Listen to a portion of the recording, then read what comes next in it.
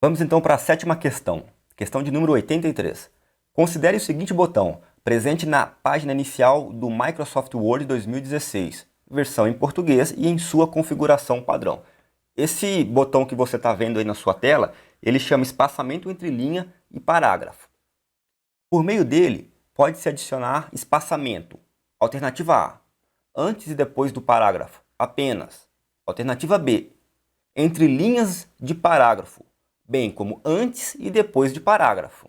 Alternativa C, antes de parágrafo, apenas. Alternativa D, depois de parágrafo, apenas. E a alternativa E, entre linhas de parágrafos, apenas.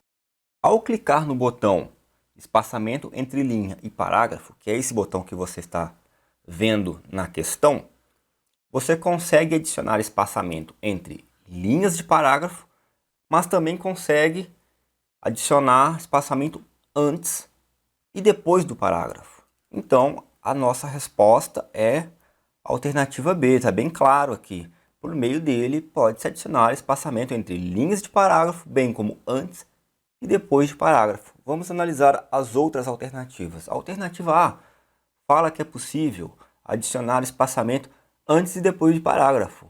Ok, está correto, mas logo em seguida ele fala apenas. Não, como a gente já falou, é possível colocar antes e depois, mas também entre linhas de parágrafo. Então esse apenas valida a questão. Alternativa C, antes de parágrafo, apenas. Mesma situação. Esse apenas, ele faz com que a alternativa seja falsa, porque ele está querendo dizer que ele só serve para colocar antes do parágrafo. E novamente, não. A gente pode colocar antes, depois e entre as linhas do parágrafo.